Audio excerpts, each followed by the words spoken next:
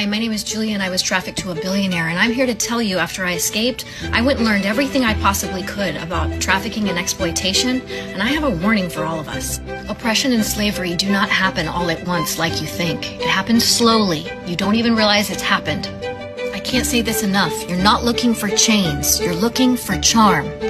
They come in and they take your choices. They make you believe that everything you're doing is consensual, your idea, and that you're celebrated for it. They distract you with other things so that you won't realize that they're slowly taking everything from you.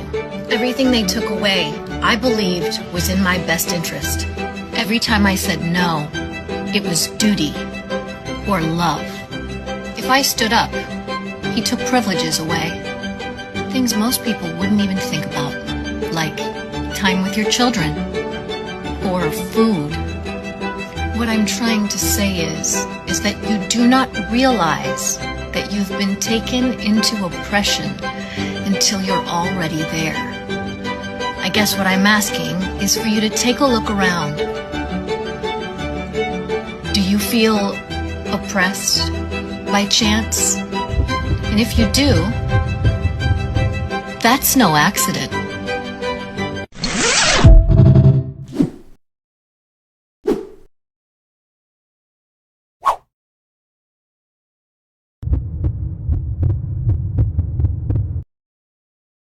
I'm Julia and I was trafficked to a billionaire, but I'm actually here to talk about some photos that you might recognize.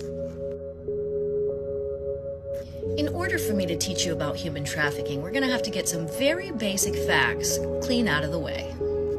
Human trafficking doesn't look like what you think it does while it's happening.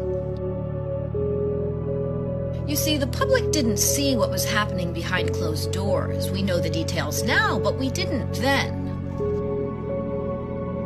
It looks like regular relationships to everyone else while it's happening.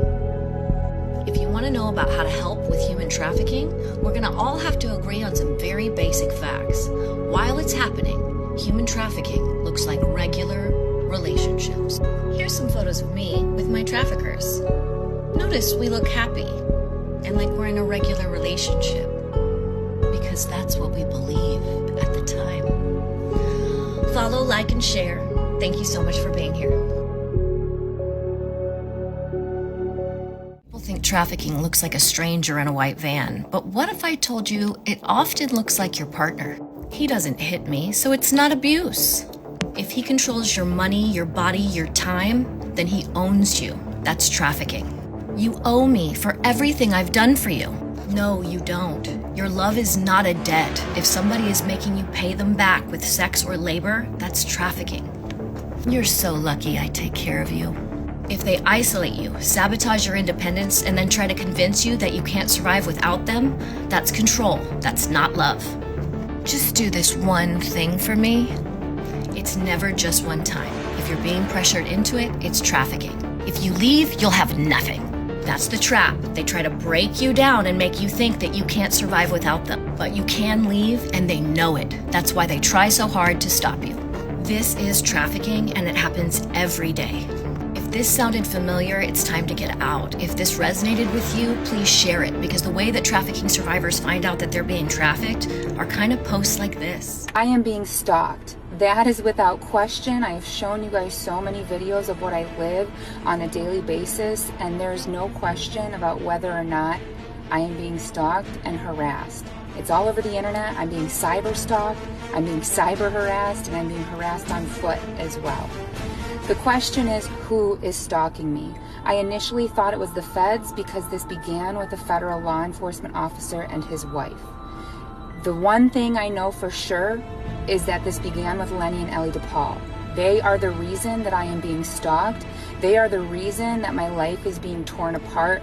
They are the reason I've been put in legal setups. They are the reason that I've been smeared and slandered and completely isolated and socially ostracized and professionally ostracized. They are on a mission to ruin my life for revenge, and I have no question about when this started. Right after I stopped dealing with these people and we stopped speaking, my mail and packages started to arrive ripped open and taped back up with clear packing tape. I started having people planted in my life, fake friends, fake employees, fake patients. I started having bunch of people coming into my life putting me in setups. So I have no question about why I'm being stalked. When this started, my life was completely normal before I met the DePauls. So I have no question about why or how this is happening, but I don't know who they sicked on me anymore. This keeps getting more and more bizarre, so I don't believe it's the feds any longer. The Fed is having me stalked by proxy, but these people that they're having stalk me, they're not the feds. I don't know who they are. I'm still trying to educate myself as I educate you guys about multiple perpetrator stalking. I knew nothing about this crime until I became a victim of it myself. So when I was at the gang stalking rally in DC, one of the people who attended it said that this is an asset reduction program. And I feel like that is right on point with what I'm living. I think she's correct about that, because this has taken everything from me. This has destroyed and devastated my entire life. My health, my career, my friendships, my family. Everything has been taken from me. My stable housing. I have nothing left to take but this vehicle. And look at what they're doing to it. They are literally destroying it. Small, little destructive things over and over and over again. Over an extended period of time. They are trying to take everything that I have from me. Monarch, there are two people assigned to one slave, which they call handlers. If either handler were to die, this would activate the slave's suicide program. If the handler loses control of the victim, internal voodoo will carry out a spell to get the altars in. Using voodoo on a slave is called layering, and this brings in the demonic and satanic connection. Project Monarch is heavily tied with Satanism, about whether Satanism or the satanic panic is real, but the fact is, Satanism is a tool used to traumatize children and adults. Satanic imagery is used to traumatize the masses. The top leaders of the mind control program involving Satanism were Anton LaVey and Michael Aquino. Anton LaVey was merely the public agent for Satanism. Through smart publicity tactics, he was able to keep his image semi-clean, never being able to connect himself to pedophilia or child sacrifice, but he was involved with it all. Would you like me to show them how the sign of the curse works? Sign of the completely curse? different. How does it go? No, not at you people out there in the audience, but this is the difference. Aim it toward Red China, would you? This is the sign of the horn. A curse sign, the two fingers extended. This way, spread apart for sort of shotgun blast, you know? Well, the other ones too. Yeah, the other one. The other ones, one of them's the pox sign, that's three fingers extended. A pox on you? A pox on you. During the Middle Ages, this was used. But You're originally... a bad cat. Well, you have to be bad to be good, don't Is it true that you teach people how to make voodoo dolls with 6 pins in them to hurt people? That's right. I believe that hate is necessary in a controlled way just as much as love is necessary. But could it really work? Of course it works. Michael Aquino, a high-ranking military officer and member of LaVey's Satanic Church, was a master of black magic, mind control, and psychological operations. Anton LaVey's daughter, Zena, became pregnant at the age of 14 and described her family life as dysfunctional. She has alluded to the abuse which she endured at the hands of her father and called him evil.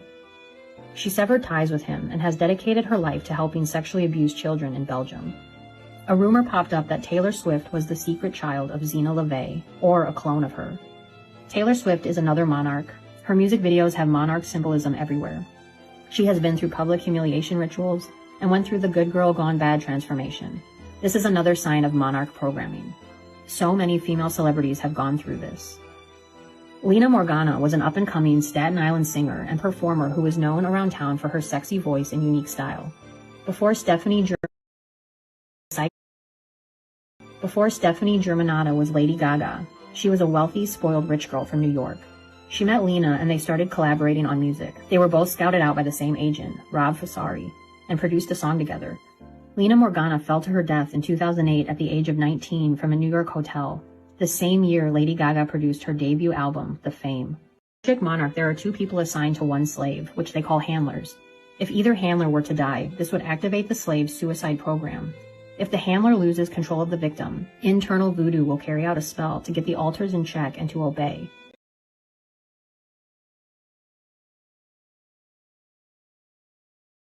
Using my baby, you're my baby, say it to me. There's knowledge the elites have been hiding, truths that could shatter everything you've been told. The book Hidden Conspiracies exposes secrets your own government tried to bury. Comment book to uncover the truth before it disappears.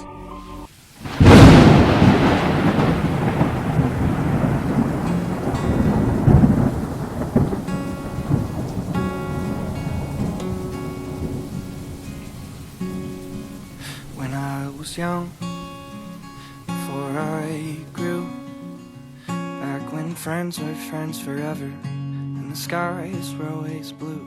When I was small, 2 feet tall, the only woman in my life was the angel I called Mom. It gets hard and it goes fast, but I know that you'd pick up, no questions asked. If they told me I ain't making bail, got one phone call from county jail, I'd call for you. If my bus broke down in Devil's Pass, I'd walk it till my legs collapsed. I'd crawl to you. The world is full of hands that hold you and it's worth it, but you gave me a chance when they thought I was worthless. So when I fall